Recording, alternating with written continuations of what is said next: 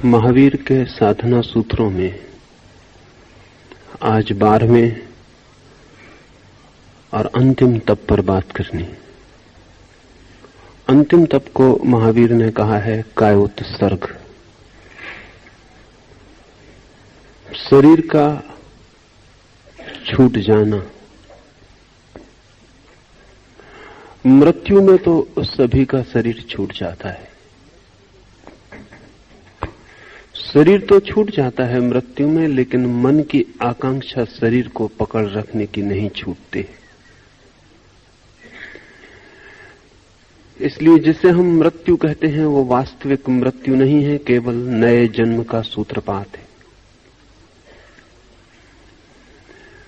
मरते क्षण में भी मन शरीर को पकड़ रखना चाहता है। मरने की पीड़ा ही यही है कि जिसे हम नहीं छोड़ना चाहते वो छूट रहा है। बेचैनी यही है कि जिसे हम पकड़ रखना चाहते हैं उसे नहीं पकड़ रख पा रहे हैं। दुख यही है कि जिसे समझा था कि मैं हूं वही नष्ट हो रहा है। मृत्यु में जो घटना सभी को घटती है वही घटना ध्यान में उनको घटती है जो 11वें चरण तक की यात्रा कर लिए होते हैं। ठीक मृत्यु जैसी ही घटना घटती है। कायोत्सर्ग का अर्थ है कि उस मृत्यु के लिए सहज स्वीकृति का भाव वो घटेगी। जब ध्यान प्रगाढ़ होगा तो ठीक मृत्यु जैसी ही घटना घटेगी। लगेगा साधक को कि मिटा, समाप्त हुआ। इस क्षण में शरीर को पकड़ने का भाव ना उठे, इसी की साधना का नाम कायोत्सर्ग है। ध्यान के क्षण में जब मृत्यु जैसी प्रतीत होने लगे तब शरीर को पकड़ने की आकांक्षा, अभीप्सा ना उठे। ये शरीर का छूटता हुआ रूप स्वीकृत हो जाए।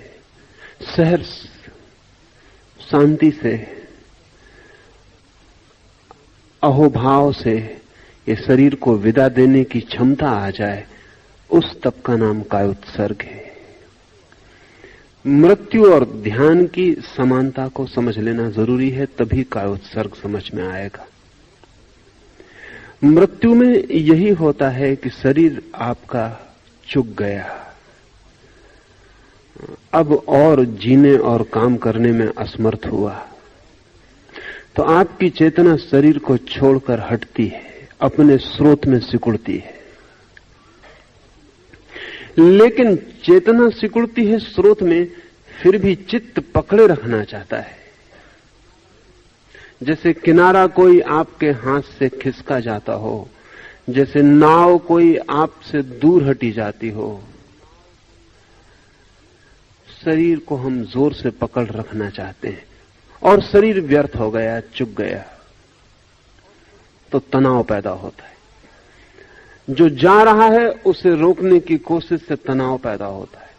उसी तनाव के कारण मृत्यु में मूर्छा आ जाती है, क्योंकि नियम है, एक सीमा तक हम तनाव को सह सकते हैं, एक सीमा के बाद तनाव बढ़ जाए तो चित्त मूर्छित हो जाता है, बेहोश हो जाता है। मृत्यु में इसीलिए हम हर बार बेहोश मरते हैं,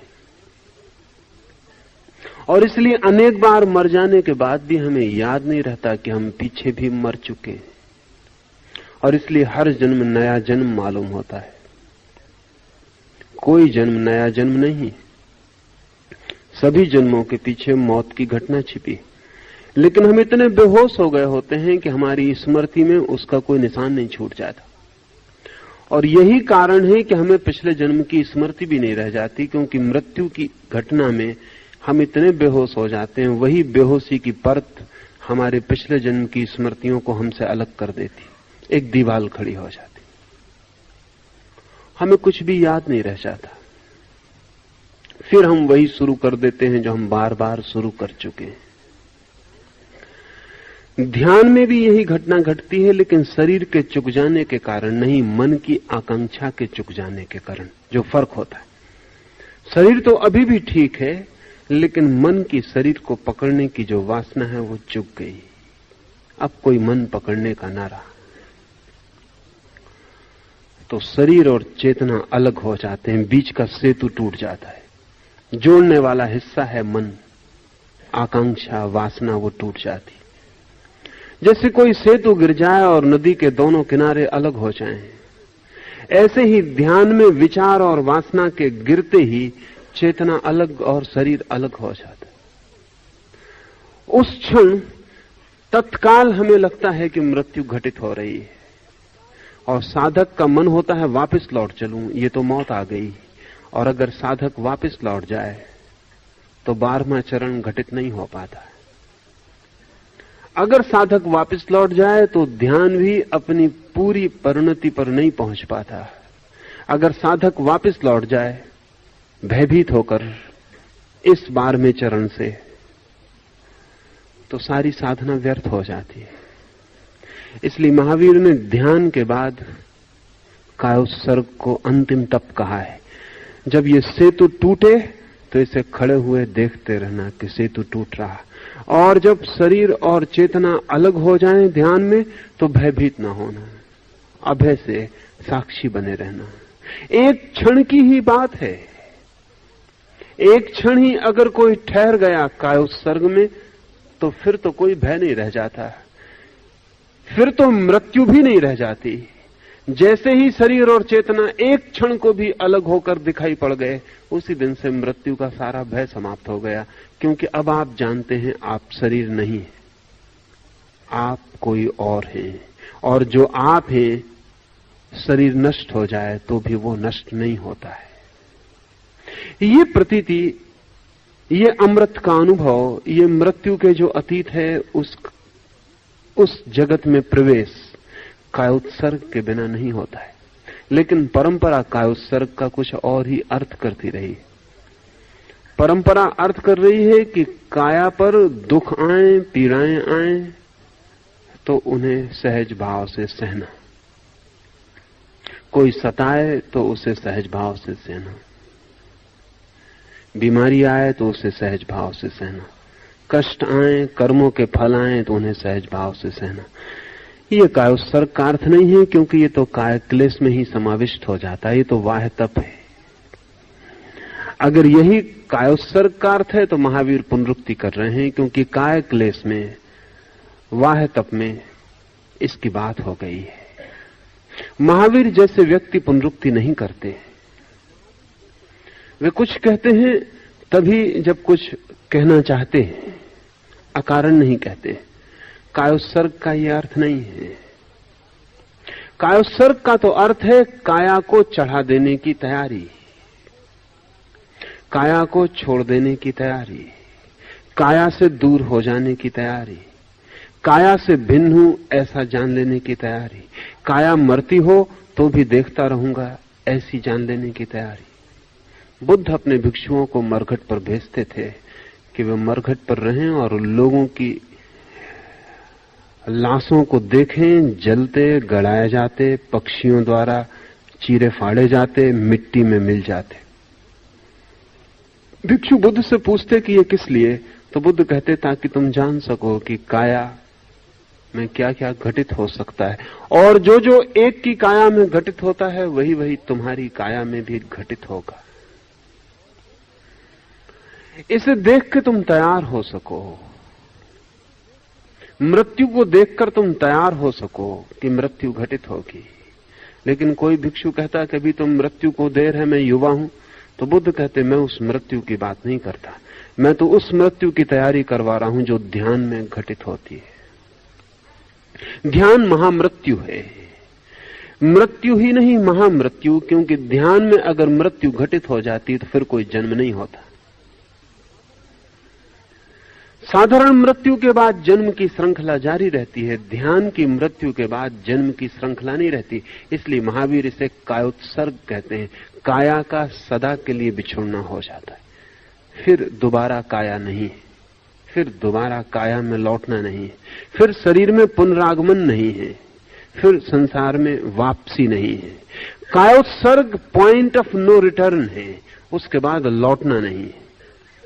लेकिन कायोत्सर्ग तक से हम लौट सकते हैं। जैसे पानी को हम गर्म करते हो, 99 डिग्री से भी पानी लौट सकता है भाप बने बिना। 99.5 डिग्री से भी लौट सकता है।